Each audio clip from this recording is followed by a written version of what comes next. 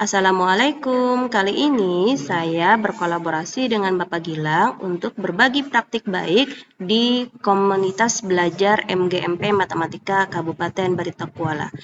Bagaimana keseruannya? Mari kita saksikan.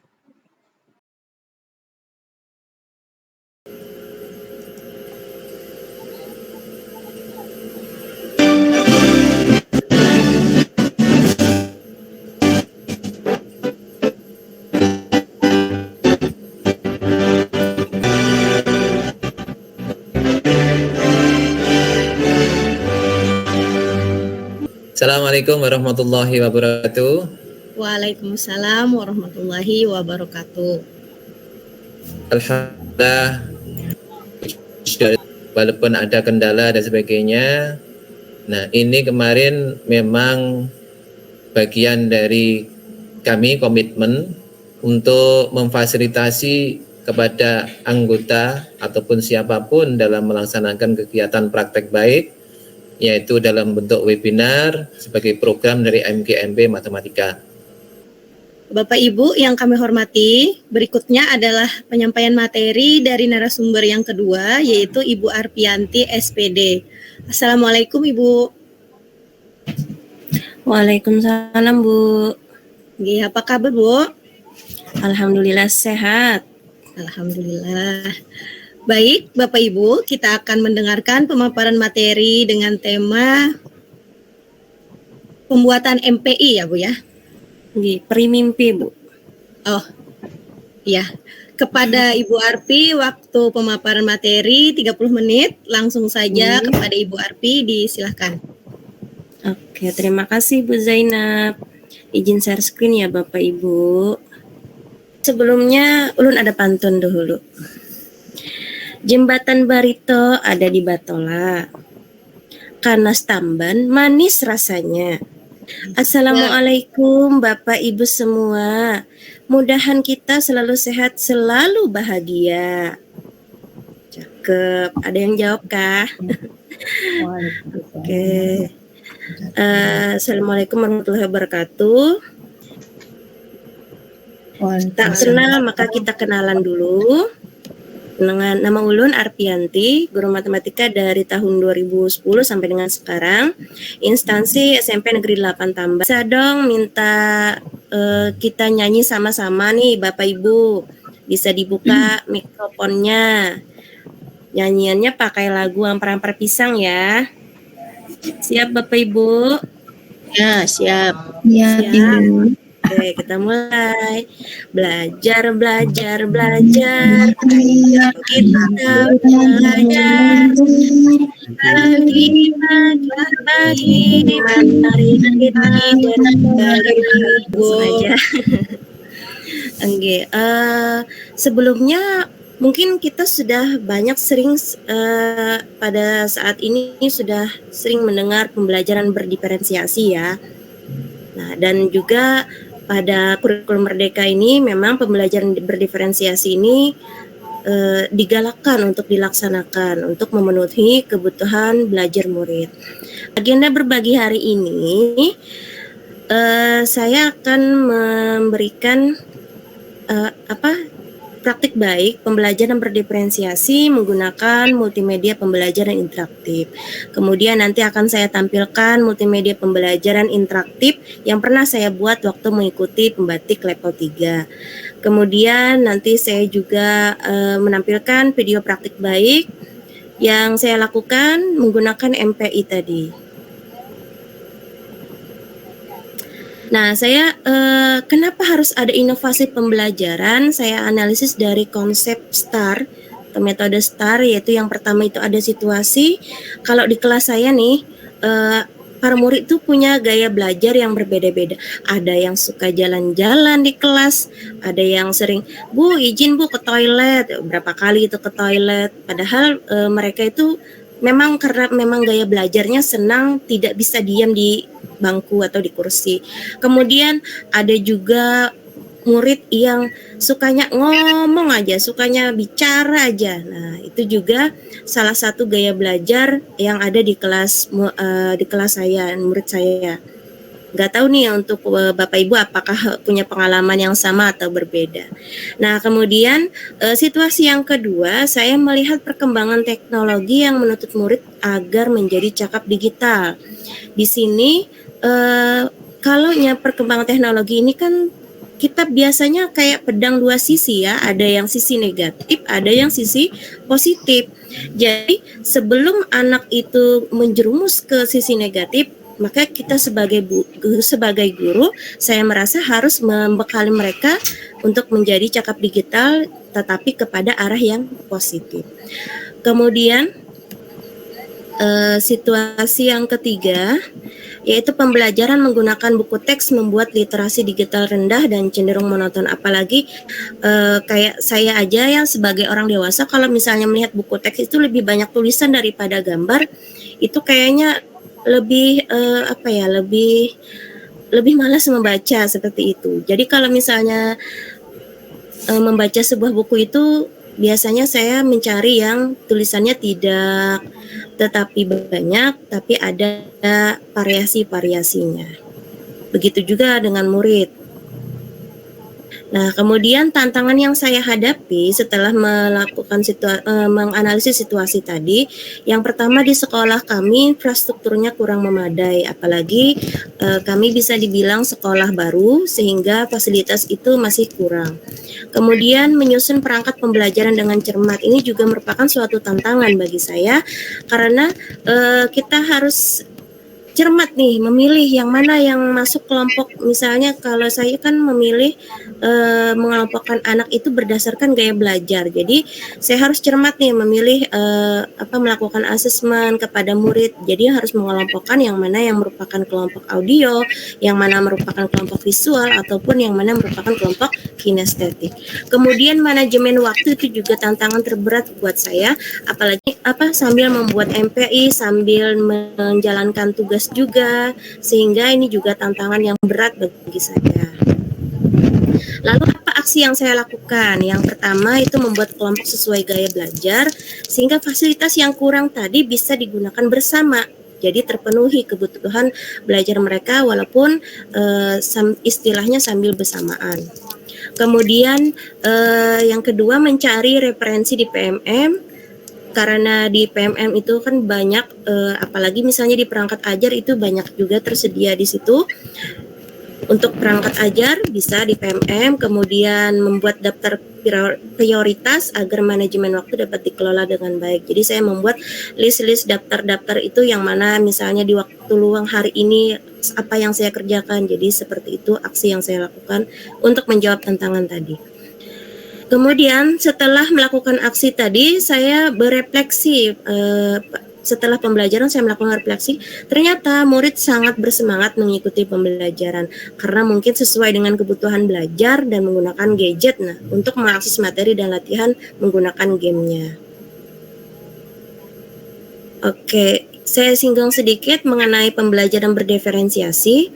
Pembelajaran berdiferensiasi adalah suatu pendekatan pembelajaran yang mengakui bahwa setiap siswa memiliki gaya belajar, kemampuan, minat, dan kebutuhan yang berbeda-beda. Jadi kalau misalnya menggunakan pembelajaran ini, kita tidak lagi mengajar dengan cara yang sama untuk semua murid. Kita bisa mendiferensiasikannya, itu bisa pada 3 diferensiasi, bisa diferensiasi konten, proses, ataupun produk. Nah, pada pembelajaran yang saya lakukan, saya melakukan diferensiasi proses dan produk. Dan itu berdasarkan gaya belajar mereka masing-masing. Nah, kalau multimedia pembelajaran interaktif yang saya gunakan itu untuk pengertiannya, multimedia itu merupakan gabungan dari berbagai media. Jadi tidak hanya teks yang ada di situ, tapi juga ada audionya, ada gambar, ada animasi, ada video, pokoknya semuanya disatukan dalam satu bentuk digital. Jadi multimedia itu segala sesuatu yang melibatkan lebih dari satu media untuk menyampaikan informasi dan pesan. Kemudian interaktif itu adanya partisipasi aktif oleh pengguna dalam menggunakan pembelajaran. Nah, tujuan aksi yang praktik baik ini, yang pertama tentunya meningkatkan pemahaman dan keterlibatan murid dalam pembelajaran. Kemudian yang kedua, memberikan pengalaman bermakna, karena kalau misalnya kita tidak ada inovasi, maka mereka akan pembelajarannya akan monoton, begitu-begitu aja.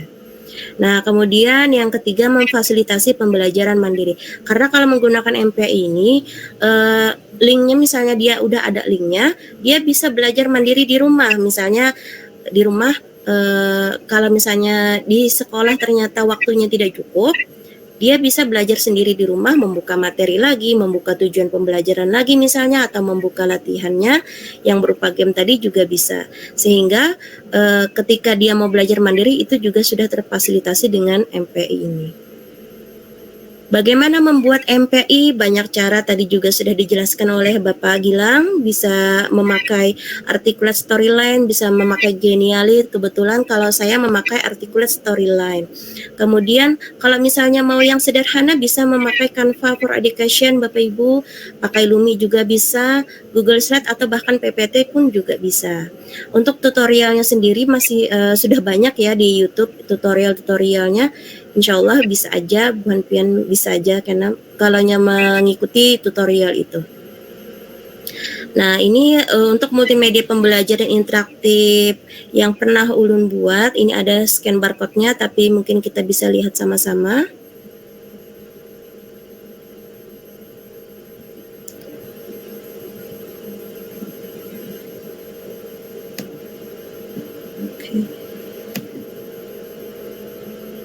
Apa kelihatan Bapak Ibu?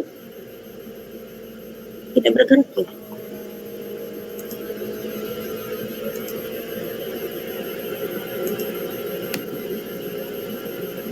Nah ini untuk tampilan awal dia akan masuk ke halaman login. Jadi dia nanti disuruh memasukkan nama, misalnya Arpianti, kemudian asal sekolah, kemudian mengklik login, maka dia akan dibawa ke halaman menu. Di halaman menu, nah jadi kalau ciri khas dari MPI ini, dia memuat tujuan pembelajaran. Jadi supaya kalau misalnya anak itu mau belajar mandiri, terarah nih, ada tujuan pembelajaran. Aku mau apa sih pembelajaran hari ini? Tujuannya apa sih belajar hari ini? Nah, jadi di sini ada diberikan tujuan pembelajaran.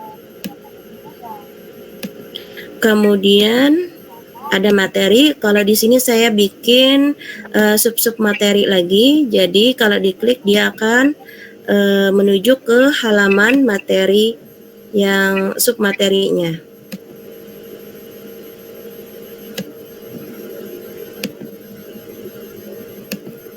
Nah, kemudian di sini ada gamenya. Kebetulan saya game yang ini memakai Word.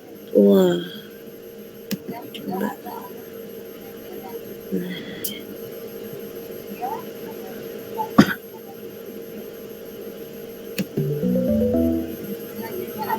Nah, jadi di sini dia tinggal memindah-mindahkan kotak jawaban ke gambar atau ke pengertian yang menurutnya benar. Ini saya sembarang aja. Oke.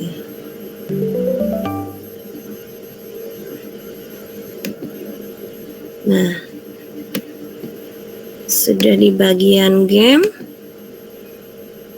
Terus di sini saya masukkan referensi atau daftar pustaka, biar kalau misalnya pengembang lain mau melihat atau mau mau tahu nih materinya dari mana aja, bisa dilihat di bagian referensi. Kemudian terakhir itu ada kreator, itu pengembangnya. Oke.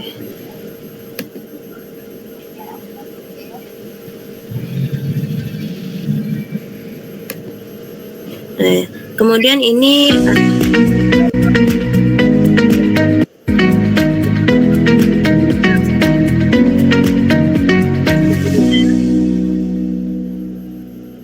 Assalamualaikum warahmatullahi wabarakatuh. Salam sejahtera bagi kita semua. Om Swastiastu, Namo Buddhaya, salam kebajikan. Perkenalkan, nama saya Arpianti. Saya sahabat teknologi dari Provinsi Kalimantan Selatan tahun 2024. kali ini saya akan membagikan video praktik baik pembelajaran yang telah saya laksanakan di unit kerja SMPN Negeri 8 Tambang. Selamat menyaksikan.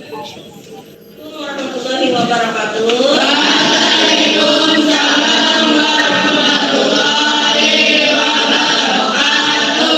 Bagaimana kabar kalian hari ini? Literasi. Siapa hari ini yang mau bercerita? Ya, siapa? Ayo, perhatian. Assalamualaikum warahmatullahi wabarakatuh.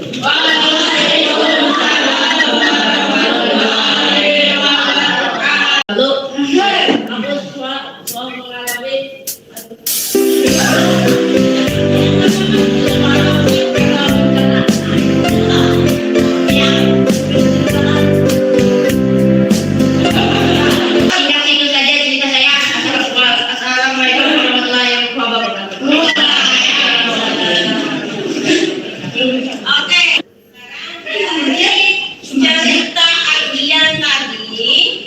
siapa aja yang ada di ceritanya? Warung. Terus kawan-kawan Ardian. Siapa lagi? Ardian. Terus emosi apa aja yang muncul di dalam cerita tadi? Emosinya apa aja? Timbul apa? Bolong. Perasaan panik. Apa lagi? Ya. Terus ada perasaan apa lagi? Mengenali emosi juga. Karena hari ini tujuan pembelajarannya adalah memahami konsep dasar lingkaran dan roda sepeda berbentuk apa? Bulan. Kalau di dalam matematika bulan itu apa? Lingkaran.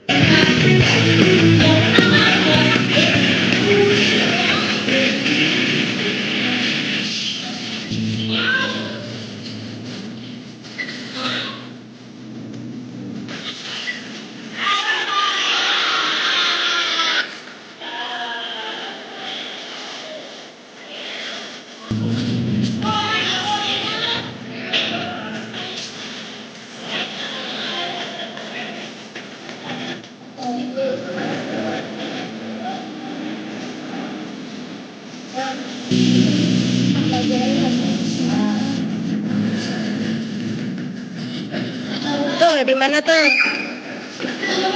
Tuh.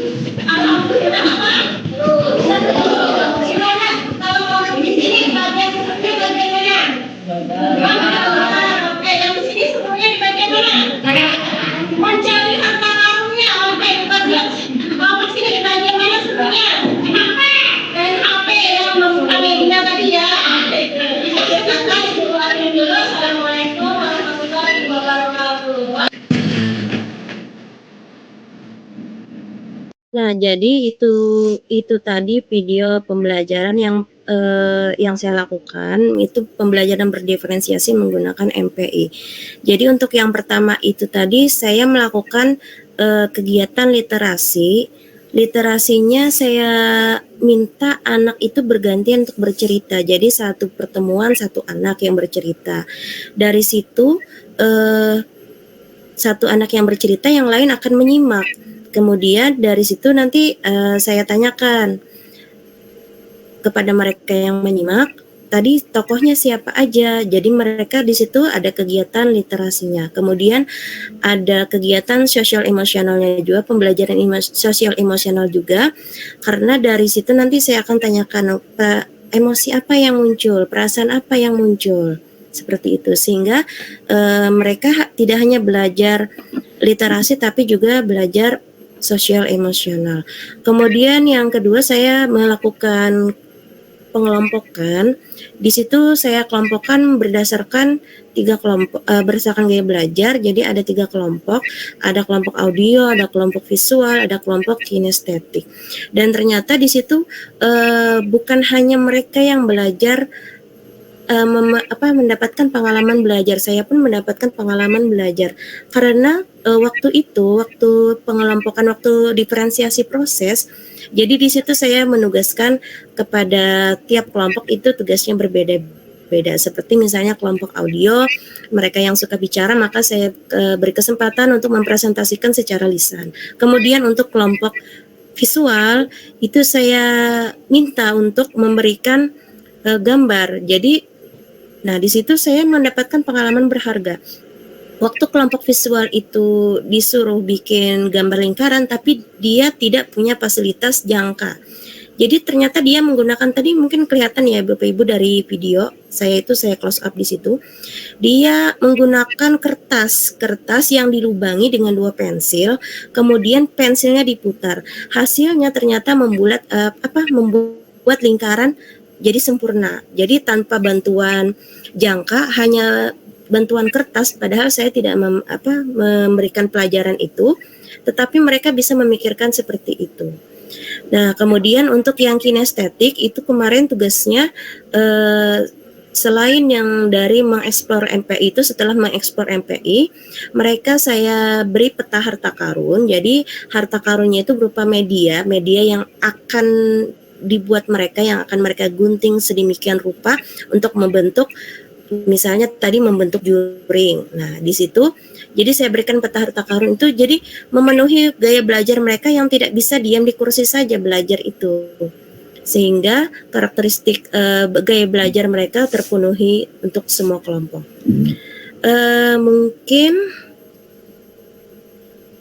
Mungkin itu saja dulu untuk materi saya. Semoga menjadi manfaat dan keberkahan bagi kita semua.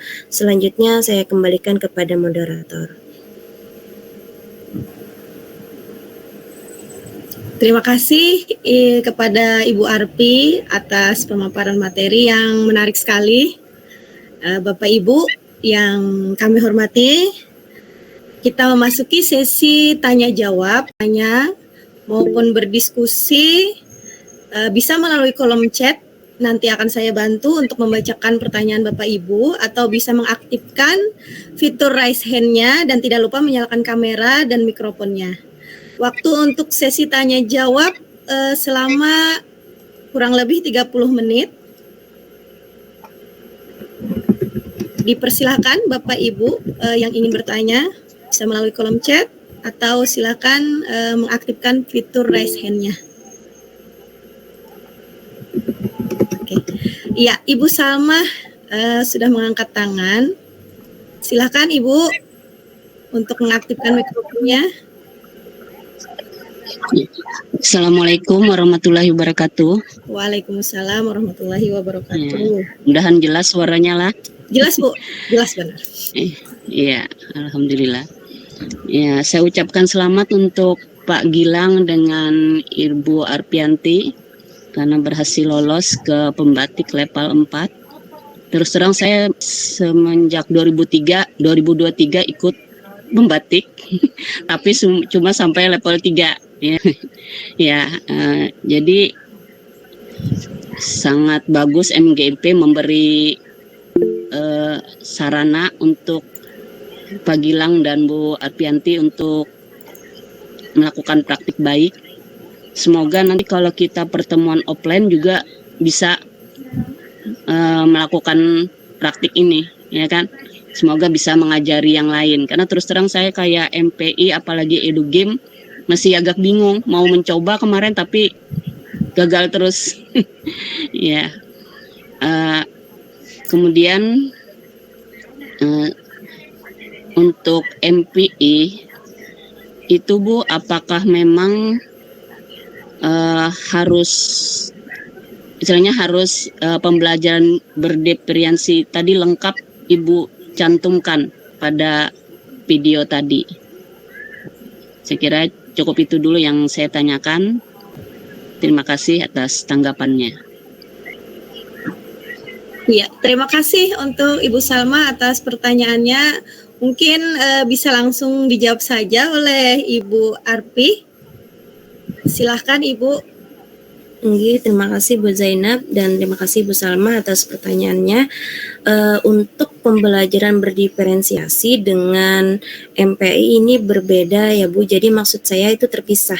Misalnya Ibu mau melakukan pembelajaran berdiferensiasi aja, bisa pembelajaran berdiferensiasi aja. Atau misalnya Ibu mau melakukan pembelajarannya pakai kayak Pak Gilang tadi, project based learning atau problem based learning bisa juga, tapi menggunakan MPI misalnya bisa juga Bu. Jadi untuk pembelajaran berdiferensiasi ini tidak tidak menyatu dengan MPI. Jadi kalau misalnya pembelajaran berdiferensiasi harus menggunakan MPI, atau kalau pakai MPI berarti harus pembelajaran berdiferensiasi, tidak Bu. Oke, mungkin seperti itu. Apakah jelas Bu? Ya, Ibu Salma gimana Bu? Masih ada kah? Cukup jelas, terima kasih. Terima kasih Ibu Salma. Selanjutnya Bapak Ibu bagi yang ingin bertanya atau berdiskusi ataupun ingin berkomentar dipersilahkan. Atau mungkin ada yang ingin berbagi juga, berbagi pengalaman belajar, mungkin ada yang pernah sudah selain Ibu Arpi dan Pak Gilang pernah melaksanakan pembelajaran menggunakan game, dipersilakan Bapak Ibu.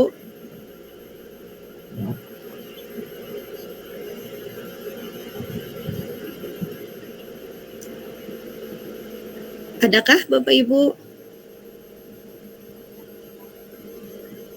Guringan bisa nih.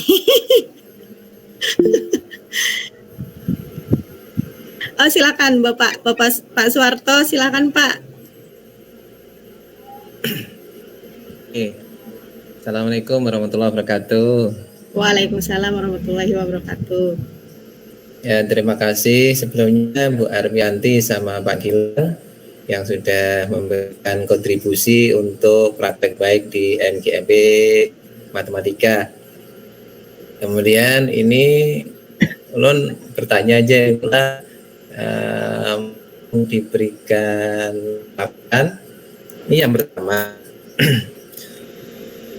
Untuk MBI kita membuat itu, oh ya, Pak. Kurang besar ya suaranya, maaf. Tadi ada sedikit putus-putus tapi ini sudah jelas Pak. Ya.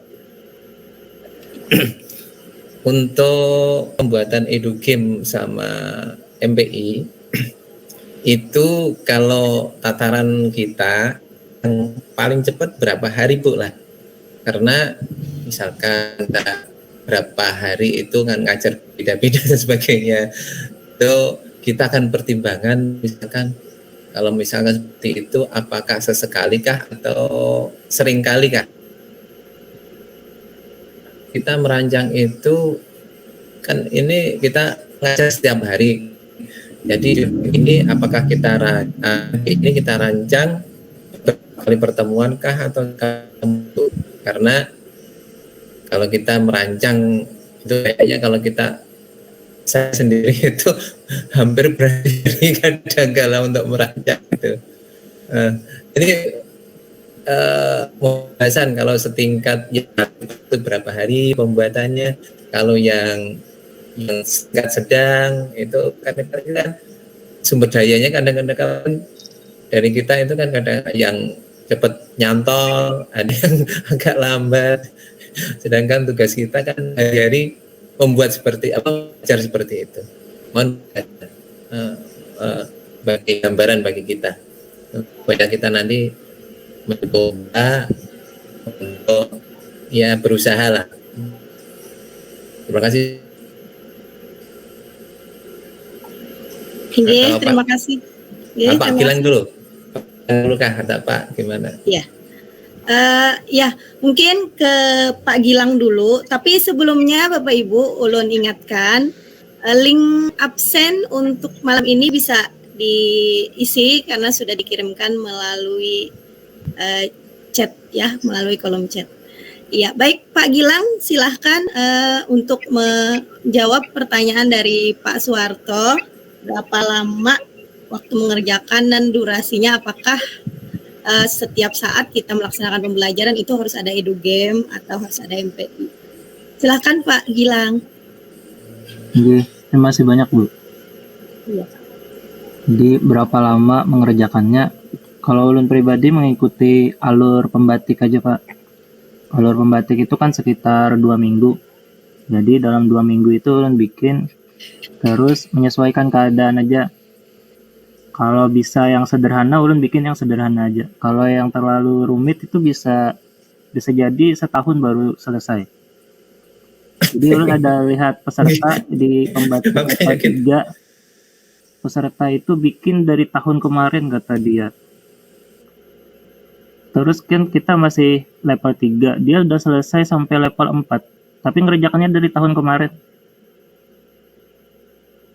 Jadi kalau ulun pribadi, ulun cuma ngikuti alurnya aja, yang diberikan waktu 2 minggu, ulun bikin selama 2 minggu itu juga, tapi secara sederhana aja, menyesuaikan kondisi, gitu Pak. Makasih. Siap. Iya, terima kasih Pak Gilang atas jawabannya. Mungkin dari Ibu Arpi bisa menambahkan dan menguatkan jawaban dari Pak Gilang. Silahkan Bu Arpi. Oke, terima kasih Bu. Nah, kalaunya ulun kemarin sama seperti Pak Gilang juga, sekitar semingguan mungkin, dan itu sambil diselingi mengajar. Jadi mungkin bisa jadi saran Pak untuk MGMP Pak. Bisa nanti misalnya kita kerjakan sama-sama. Jadi misalnya Taman Sari Bunga kelompoknya bikin materi MPI-nya materi apa begitu Pak. Jadi nanti dari situ kita linknya bagi-bagi aja supaya nggak maksudnya nggak tidak kita yang bikin semua materi. Jadi dikerja sama gitu Pak. Bisa aja untuk dilakukan di MGMP kalau yang mau. Saran saya. Terima kasih. Siap. Insya Allah nanti kita fasilitasi. Bergantung nanti kepada semua guru yang di Batola ini. Mungkin seperti itu. Ya, terima kasih Pak Warto. Apakah sudah cukup Pak? Ya, cukup insya Allah. Iya. Jadi kalau menurut ulun tadi kata Ibu Arpi itu untuk yang offline-nya kayaknya kita perlu lagi ya Bu ya, karena sekedar untuk hanya di webinar kayaknya kada cukup karena kan nggak langsung praktek ya Bu. Idealnya kan bagusnya itu kita offline aja. Nanti mungkin Pak Gilang atau Ibu Arpi ada waktu untuk kita offline di MGMP lagi. Harapan besar dari ulun khususnya karena ini menarik sekali membuat permainan pas pembelajaran itu supaya anak-anak tidak bosan ya Bu. Pak Gilang gimana Pak? Enggak Bu. Iya. Silahkan Bapak Ibu yang lain, apakah ada pertanyaan lagi atau ada yang didiskusikan lagi? Silakan.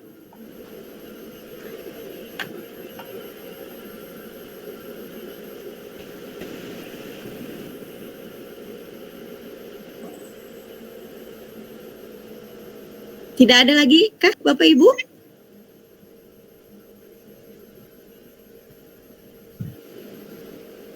Iya, sepertinya tidak ada pertanyaan lagi ya Pak. Apa masih ada?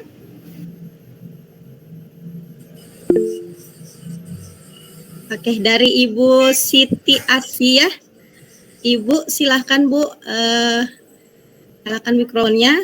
Persilakan Ibu. Assalamualaikum warahmatullahi wabarakatuh. Waalaikumsalam warahmatullahi wabarakatuh.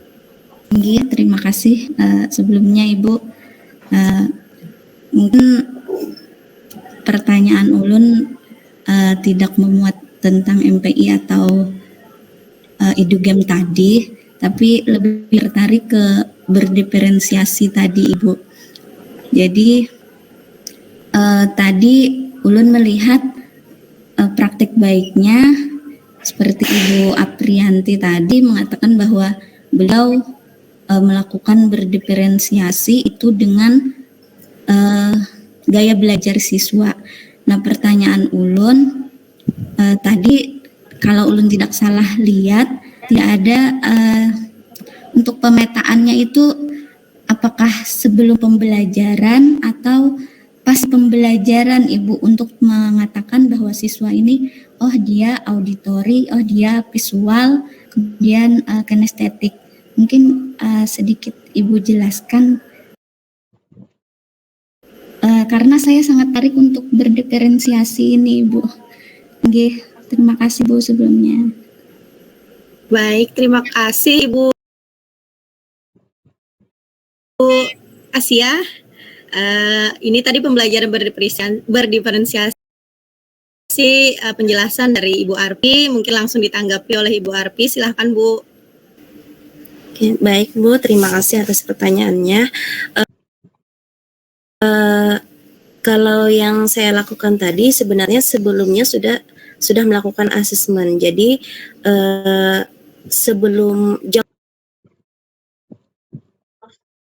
itu saya sudah melakukan asesmen pemetaan yang tentang yang mana kelompok masuk visual, mana masuk kinestetik dan mana masuk audio. Jadi kemudian saya ini lagi saya terus amati dengan perilakunya sehingga memang dia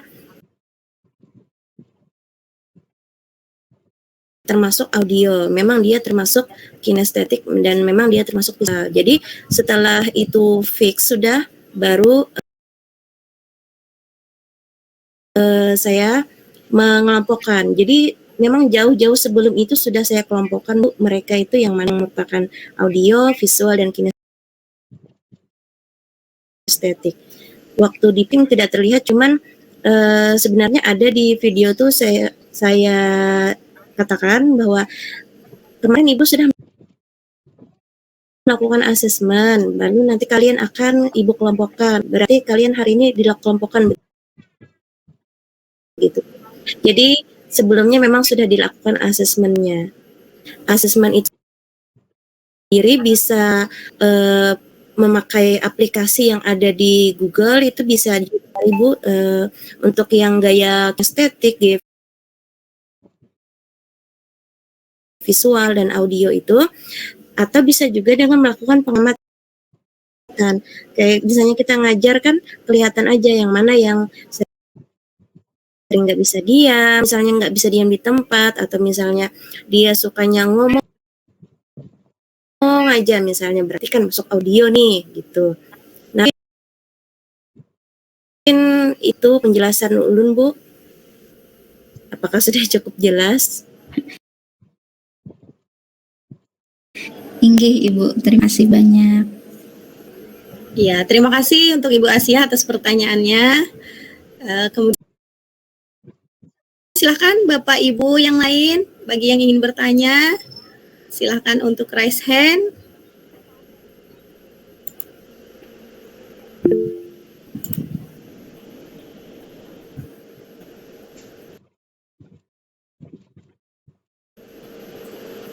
Oh iya, Ada pertanyaan dari Ibu Salma, permintaan sih sebenarnya. Link EduGame dan share begitu, Ibu Arpi dan Pak Gilang.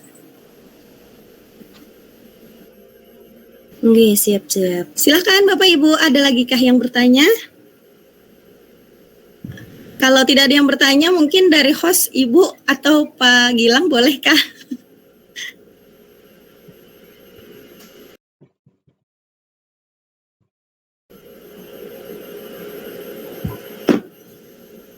Ya, halo Ibu.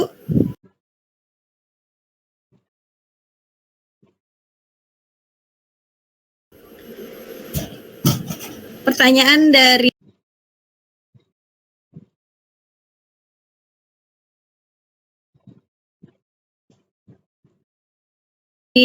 Ulun ya. Jadi tadi karena dari Ibu Asia membahas tentang pembelajaran berdiferensiasi. Kalau tidak salah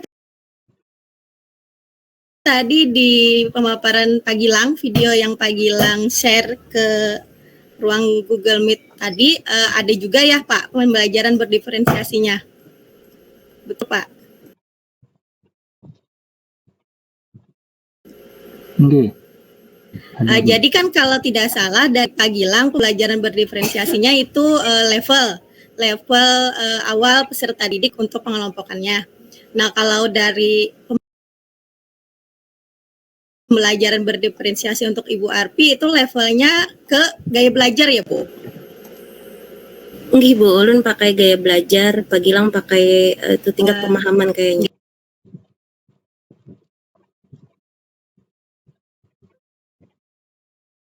Level awal peserta didik ya. Nah, jadi gini,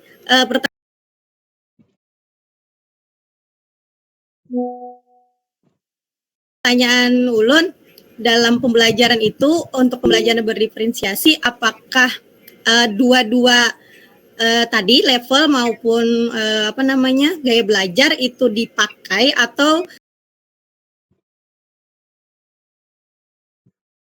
terpisah, misalnya pembelajaran satu untuk yang level awal untuk pengelompokannya, kemudian pembelajaran lainnya untuk gaya belajar, itu yang ingin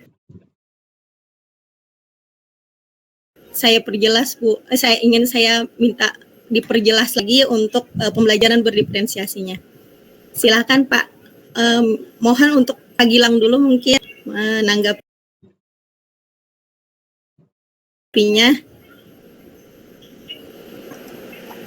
Silakan Pak. Oke. Makasih banyak Bu pertanyaannya. Oke. Kalau ulun pisah Bu. Kada digabung. Jadi yang kan di muridnya ada 3, kelompok A, kelompok B, kelompok C. Kelompok A itu yang pencapaian tinggi, kelompok B reguler, kelompok C yang kesulitan belajar. Jadi mereka belajarnya menyesuaikan tingkat kemampuannya itu. Jadi dipisah-pisah. Kalau ulun. Gitu Bu. Berarti di beda pembelajaran nih Pak ya.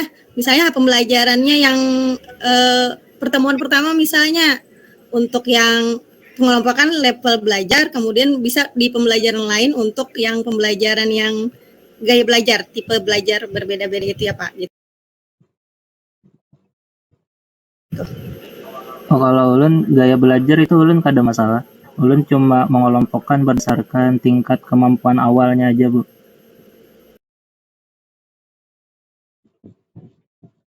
Oh Jadi iya. cuma Jadi tidak tingkat kesulitan soalnya aja.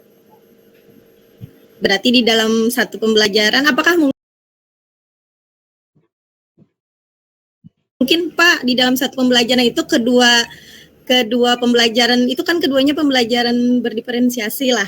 Okay. Apakah bisa keduanya itu dipakai dalam pembelajaran? Dalam satu kali pertemuan pembelajaran itu. Gimana Bu tadi Bu? Antara yang kan pengelompokan siswa berdasarkan tipe level awal peserta didik kan. Itu kan untuk mengelompokkan. Kemudian ada yang mengelompokkannya kayak Ibu Arpi tadi kan berdasarkan gaya belajar. apakah dalam satu pertemuan itu kedua jenis pembelajaran berdiferensiasi ini bisa dipakai kayak Pak?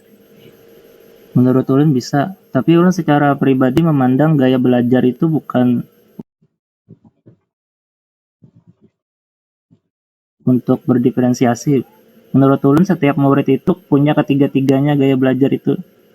Jadi kada khusus satu orang tuh satu gaya belajar.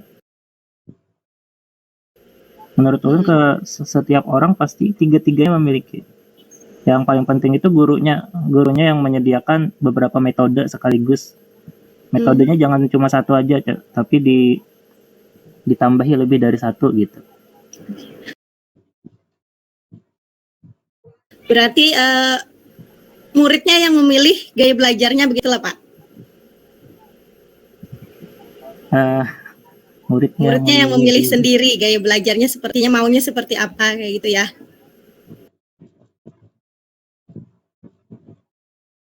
Bisa jadi, bisa jadi. Oh, iya.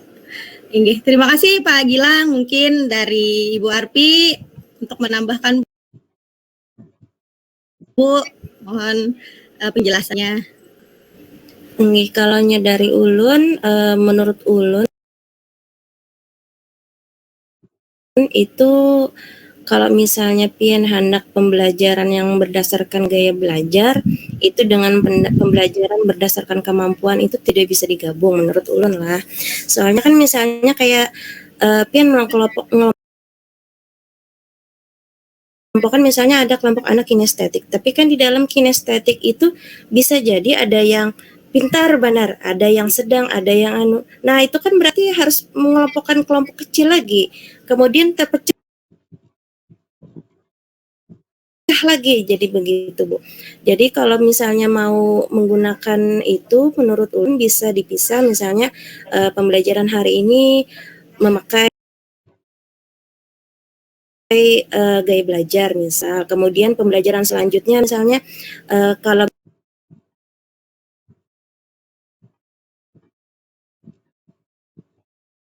misalnya dari situ materinya memang ibaratnya berdasarkan tingkat kesulitan aja, berarti bisa dikelompokkan berdasarkan kemampuannya. Mungkin seperti itu Bu dari ulun. Iya, terima kasih Bu Arpi. Jadi kan berarti asesmen diagnostiknya berbeda-beda ya Bu ya. Kita membuat pertanyaan itu sesuai dengan yang kita kita mau apakah mau mengelompokkan dengan gaya belajar atau mengelompokkan dengan tingkat pemahaman awal gitu ya Bu ya. Betul Bu. Terima kasih penjelasan dari Bu Arpi dan Pak Gilang.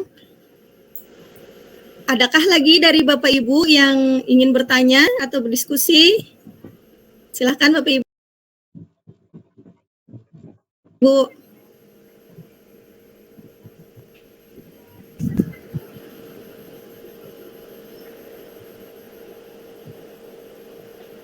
Oke, cukup Kak, kata Pak Warto. Baik Pak. Oke, jadi pertanyaan tadi, pertanyaan dari ulun, berarti pertanyaan terakhir dari sesi tanya jawab dan diskusi kita pada malam ini. Sebagai penutup sesi tanya jawab ini, kami mohon kesediaan Pak Gilang dan Bu Arpi untuk memberikan closing statement-nya. Dipersilahkan kepada Pak Gilang untuk terlebih dahulu. Silakan Pak. Jadi kita dituntut untuk menguasai teknologi karena zamannya sudah berubah gitu. Tapi sesuaikan dengan keadaan aja, jangan terburu-buru gitu. Sekian Bu. Iya. Silakan lagi untuk dari Ibu Arpi untuk menambahkan Bu. Ya mungkin sebagai seorang pengajar kita perlu belajar terlebih dahulu agar kita tahu apa yang akan anak waktu belajar seperti apa, bagaimana Share begitu, Ibu Arpi dan Pak Gilang. Oke, siap-siap. Silakan Bapak Ibu, ada lagi kah yang bertanya? Kalau tidak ada yang bertanya, mungkin dari host Ibu atau Pak Gilang bolehkah?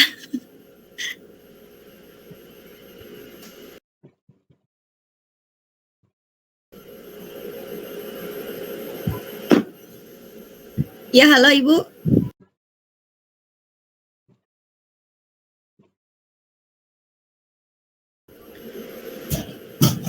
Pertanyaan dari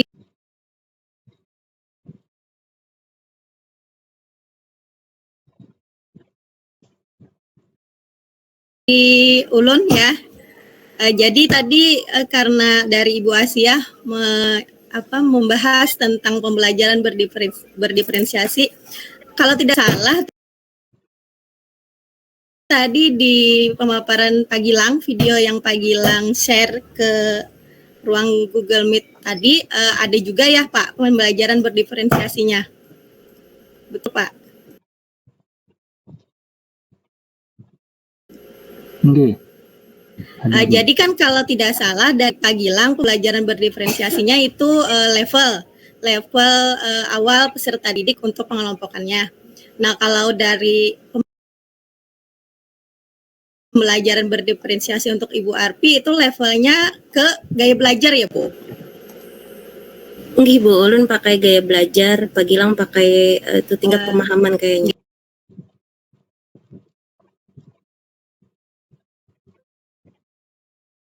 Awal peserta didik ya.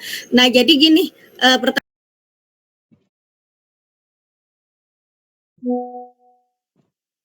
pertanyaan Ulun dalam pembelajaran itu untuk pembelajaran berdiferensiasi apakah dua-dua tadi level maupun gaya belajar itu dipakai atau terpisah, misalnya pembelajaran satu untuk yang level awal untuk pengelompokannya, kemudian pembelajaran lainnya untuk gaya belajar, itu yang ingin saya perjelas Bu. Saya minta diperjelas lagi untuk pembelajaran berdiferensiasinya. Silakan Pak.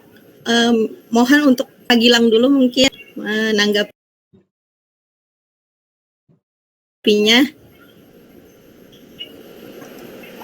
Silahkan Pak. Oke. Makasih banyak Bu pertanyaannya. Oke. Kalau ulun pisah Bu. Kada digabung. Jadi yang kan di muridnya ada 3, kelompok A, kelompok B, kelompok C. Kelompok A itu yang pencapaian tinggi, kelompok B reguler, kelompok C yang kesulitan belajar. Jadi mereka belajarnya menyesuaikan tingkat kemampuannya itu. Jadi dipisah-pisah. Kalau ulun. Gitu Bu. Berarti di beda pembelajaran nih Pak ya. Misalnya pembelajarannya yang pertemuan pertama misalnya untuk yang pengelompokan level belajar, kemudian bisa di pembelajaran lain untuk yang pembelajaran yang gaya belajar, tipe belajar berbeda-beda itu ya Pak. Gitu. Oh, kalau ulun gaya belajar itu ulun kada masalah. Ulun cuma mengelompokkan berdasarkan tingkat kemampuan awalnya aja Bu.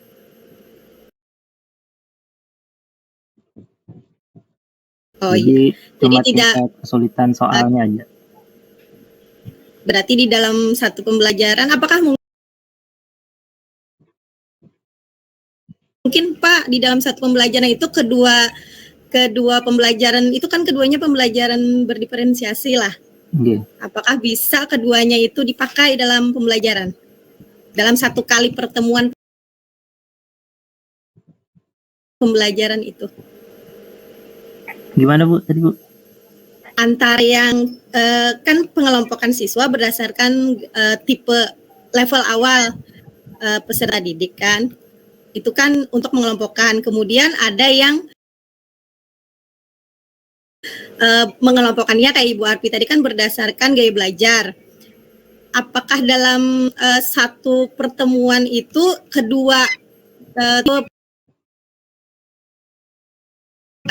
jenis pembelajaran berdiferensiasi ini bisa dipakai kayak Pak? Menurut ulun bisa, tapi ulun secara pribadi memandang gaya belajar itu bukan untuk berdiferensiasi. Menurut ulun setiap murid itu punya ketiga-tiganya gaya belajar itu. Jadi kada khusus satu orang tuh satu gaya belajar. Menurut ulun setiap orang pasti tiga-tiganya memiliki. Yang paling penting itu gurunya yang menyediakan beberapa metode sekaligus. Metodenya jangan cuma satu aja, tapi ditambahi lebih dari satu gitu. Berarti muridnya yang memilih gaya belajarnya begitulah Pak? Muridnya yang memilih sendiri gaya belajarnya sepertinya maunya seperti apa kayak gitu ya?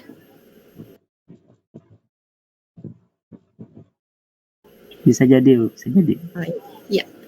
Inggih, terima kasih Pak Gilang. Mungkin dari Ibu Arpi untuk menambahkan Bu, mohon penjelasannya. Nggih, kalau dari ulun, menurut ulun itu kalau misalnya pian hendak pembelajaran yang berdasarkan gaya belajar, itu dengan pembelajaran berdasarkan kemampuan itu tidak bisa digabung menurut ulun lah. Soalnya kan misalnya kayak pian mengelompokkan misalnya ada kelompok anak kinestetik, tapi kan di dalam kinestetik itu bisa jadi ada yang pintar benar, ada yang sedang, ada yang anu. Nah, itu kan berarti harus mengelompokkan kelompok kecil lagi. Kemudian terpecah lagi, jadi begitu Bu. Jadi kalau misalnya mau menggunakan itu, menurut ulun bisa dipisah. Misalnya pembelajaran hari ini memakai gaya belajar misal, kemudian pembelajaran selanjutnya misalnya kalau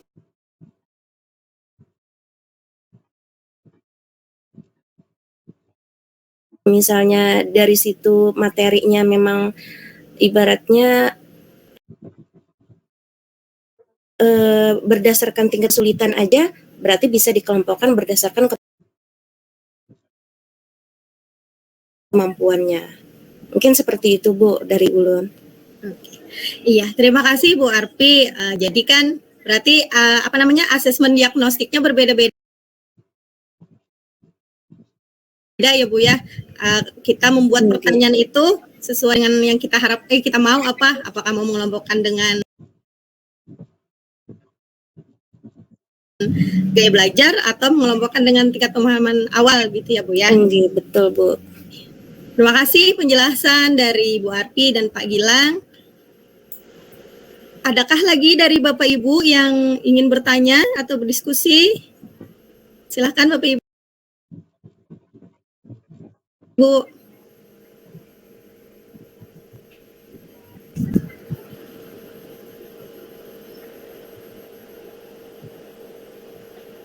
Oke, cukup Kak, kata Pak Warto. Baik Pak. Oke, jadi pertanyaan tadi, pertanyaan